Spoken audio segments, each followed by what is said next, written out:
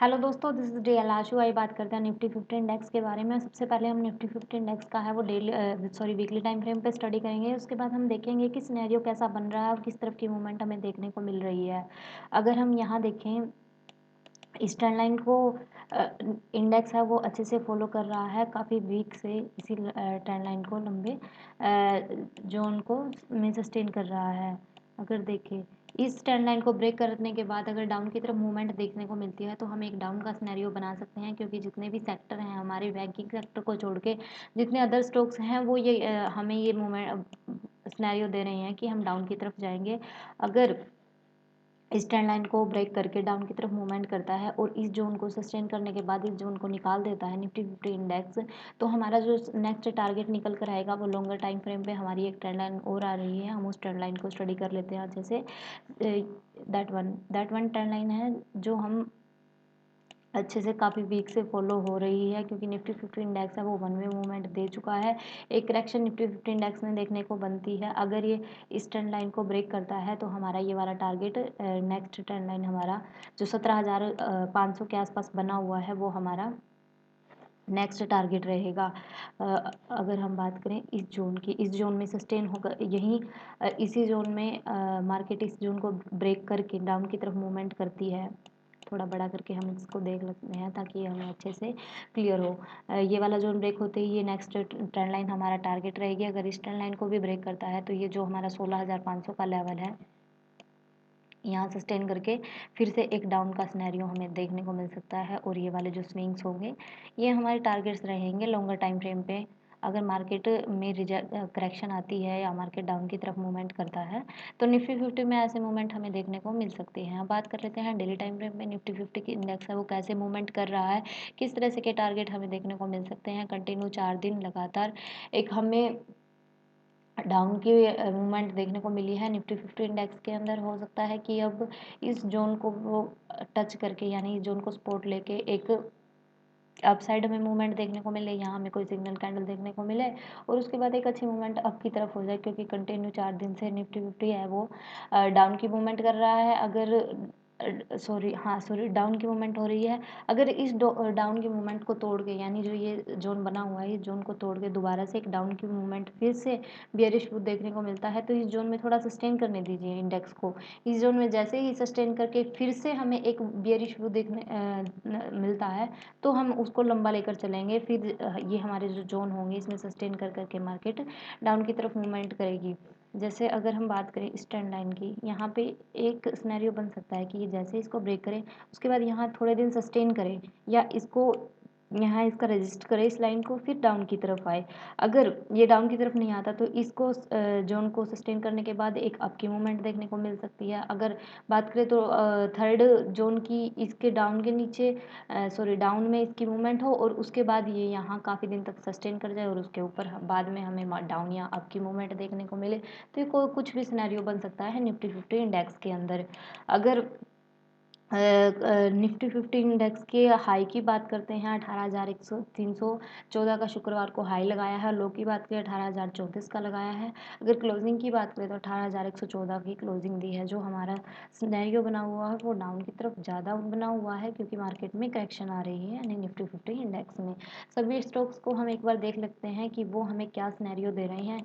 रिलायंस में देखते हैं, रिलायंस एक जोन में चल रहा था, यानी एक ट्रेंड लाइन को अच्छे से फॉलो कर रहा था। जैसे ही इस ट्रेंड लाइन को डाउन की तरफ ब्रेक करता है तो हमें एक डाउन की अच्छी मूवमेंट देखने को मिल सकती है। अगर ये अप की तरफ निकलता है तो दोबारा से एक अप की मूवमेंट दे सकता है। इन्फोसिस की, अगर इन्फोसिस में देखें, हॉरिजॉन्टल लाइन जहाँ से इसने ब्रेकआउट दिया था वहीं से दोबारा उसी जगह पर सस्टेन कर रहा है, उसी जगह को सपोर्ट ले रहा है। और जैसे ही इसमें एक ब्रेका डाउन की मूवमेंट आती है तो हमें एक अच्छी मूवमेंट देखने को मिल सकती है। एचडीएफसी में देखिए, एचडीएफसी एक जोन में ही ट्रेड कर रहा है। जैसे ही ये जोन, अगर इसे डाउन की मूवमेंट करनी होगी तो पहले इस जोन को ब्रेक करने दी थी। जैसे ही इस जोन को ब्रेक करता है फिर हमें एक डाउन की मूवमेंट देखने को मिल सकती है। आईटीसी सेक्टर में एक डाउन ट्रेंड मिल चुका है हमें बहुत अच्छे वाला। पहले एक यहाँ से देखिए इसने एक ब्रेकआउट दिया था, उसके बाद इसने रीचेक किया, रीचेक करने के बाद एक अच्छी मूवमेंट फिर से देखने को मिली। यहाँ एक प्रॉफिट बुकिंग आई और डाउन का एक अच्छा सिनेरियो बन रहा है। 2 दिन तक इस जोन में होल्ड किया इसने और फिर से हमें डाउन की मूवमेंट मिली। तो अभी तक इसमें एक डाउन का सिनेरियो बना हुआ है। इसकी बात करें कोटक बैंक की, तो एक बुलिश व्यू आया, उसके बाद रीचेक किया इसने, इस जगह पे अपने लेवल पे सपोर्ट लिया, फिर से एक मूवमेंट आई, यानी एक ट्रेंड लाइन बनी, और ट्रेंड लाइन को जैसे ही ब्रेकआउट दिया एक अच्छी मूवमेंट हमें देखने को मिली है। अभी इसका बेयरिश व्यू, बुलिश व्यू ही बना हुआ है, सॉरी, बुलिश व्यू बना हुआ है। जैसे ही इसमें बेयरिश व्यू आता है हमारे निफ्टी 50 इंडेक्स में भी उस चीज़ का इफेक्ट हमें देखने को मिल सकता है। ये हमारे कुछ स्टॉक्स थे। ओएनजीसी में देख लेते हैं कि क्या सिनेरियो बना हुआ है। ओएनजीसी है वो लगातार एक जोन में सस्टेन कर रहा था, जैसे ही जोन को ब्रेक किया डाउन की एक मूवमेंट हमें देखने को मिली। अ, अब हम चलते हैं हमारे 5 मिनट के टाइम फ्रेम पे। ओएनजीसी में अगर हम एक कैंडलस्टिक पैटर्न की बात करें तो लॉन्ग ले डोजी हमारा एक कैंडलस्टिक पैटर्न भी बना हुआ है। जैसे ही इसके ऊपर हमें यहाँ ट्रेड होते हुए दिखेगी तो हम एक लॉन्ग का व्यू बना सकते हैं, क्योंकि ये कैंडल हमारी एक्टिव हो जाएगी। सपोर्ट एंड रेजिस्टेंस के पास बनी हुई है 157 हमारा सपोर्ट जो और रेजिस्टेंस जोन है। जैसे ही इस जोन को ब्रेक करती है हमारी ये कैंडल एक्टिव मानी जाएगी लॉन्ग रेट डोजी, और जितना इसका हाई और लो है वो हमारे प्राइस हो जाएंगे। अब 5 मिनट के टाइम फ्रेम पे हमें जो ट्रेड देखने को मिली है निफ्टी 50 इंडेक्स के अंदर, हम उनके ऊपर डिस्कस कर लेते हैं। अगर हम बात करें 5 मिनट के टाइम फ्रेम पे हमें शुक्रवार को कैसी ट्रेड देखने को मिली है, तो देखिए एक ट्रेंड में मार्केट चल रही थी, यानी जो कल की प्रीवियस डे की क्लोजिंग थी वो कुछ यहाँ पे हुई थी, दैट वन यहाँ हुई थी, और कंटिन्यू इसी ट्रेंड को इसने कंटिन्यू किया, एक अप की मूवमेंट दी हमें। हम यहाँ ट्रेड नहीं करेंगे, हम देखेंगे कि मार्केट है वो देखिए पीछे से काफ़ी लंबी जोन बनी हुई थी और उसी जोन को कंटिन्यू किया, क्योंकि इतनी लंबी जोन पहले हमें हो चुकी है, यानी मिल चुकी है पहले, और फिर से ये इसी जोन को कंटिन्यू कर रहा है, यानी ये लंबे टारगेट नहीं देगा। जैसे ही जोन को इसने ब्रेक किया, यहाँ इसने कंसोलिडेट किया, फिर एक हमें अगर मार्केट देखिए गैप अप या गैप डाउन ओपन होती है तो एक जोन बनने दीजिए। जोन बनने के बाद जिस तरफ वो ब्रेक होती है उस तरफ के हमें टारगेट देखने को मिलते हैं। अगर ये देखिए ये वाली जो जोन थी, जैसे इसने जोन को ब्रेक करने के बाद में यानी गैप अप ओपनिंग दिया, उसके बाद ये कंटिन्यू गया, लेकिन हमें अच्छी मूवमेंट देखने को नहीं मिली। जैसे ही ये जोन ब्रेक हुई है, अगर दैट वन यहाँ से ये जोन ब्रेक हुई है, इस जोन के ब्रेक होते ही ये वाला हमारा टारगेट अच्छे से निकल कर आया। उसके बाद यहाँ थोड़ी देर इसने सस्टेन किया और फिर उसके बाद दोबारा से हमें एक डाउन की मूवमेंट अच्छी देखने को मिली। अगर बात करें इस जोन की तो काफ़ी अच्छी मूवमेंट ये हमारी थी।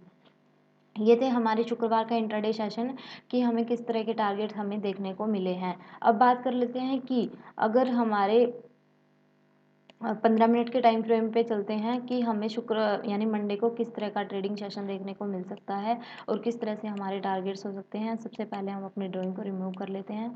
अगर एक हॉरिजॉन्टल लाइन यहाँ ड्रॉ करें हम, दैट वन दैट वन ये वाली ट्रेंड लाइन हमारी रहेगी, और एक हॉरिजॉन्टल लाइन की बात करें तो एक हॉरिजॉन्टल लाइन भी हम यहाँ ड्रॉ कर लेते हैं।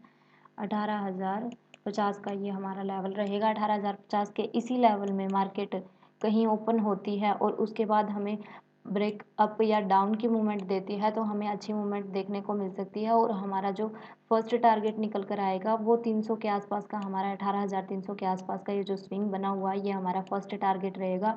क्योंकि इसके बाद देखिए यहाँ स्पेस है तो ये स्पेस को फिल करेगा, यानी यहाँ पर ज़्यादा भीड़ नहीं है।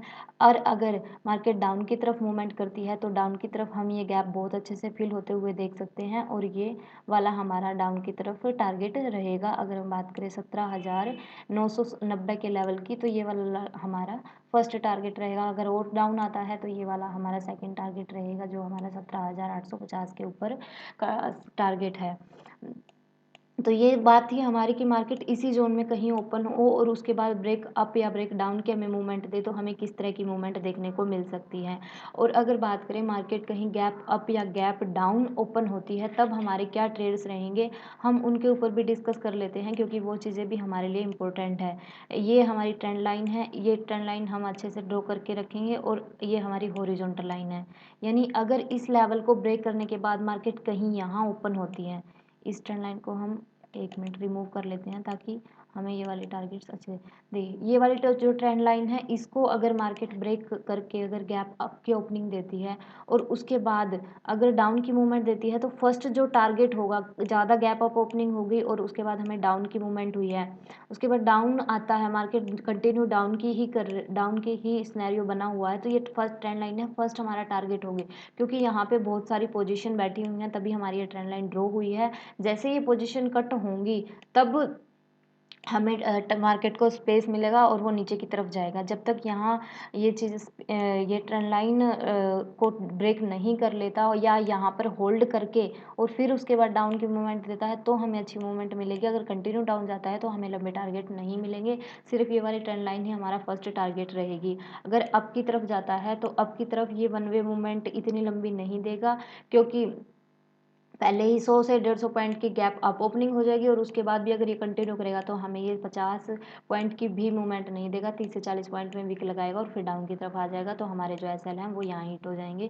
तो अगर गैप अप या gap down movement market open होती है तो आप वेट कीजिए, उसको होल्ड करने का उसको सस्टेन करने दीजिए, एक रेंज बनाने दीजिए। जैसे ही वो रेंज ब्रेक होगी उसके उस तरफ की हमारी मूवमेंट रहेगी। अगर डाउन में कहीं यहाँ कहीं मार्केट ओपन होती है तो ये वाला गैप हमारा फिल होते हुए अच्छे से दिख सकता है और ये वाली जो स्विंग्स हैं, लास्ट में जो स्विंग बने हुए हैं, ये हमारे टारगेट्स होंगे। होप सो आपको अच्छे से क्लियर हो गया होगा। मिलते हैं अगले लर्निंग सेशन में। God bless you, take care, all the best.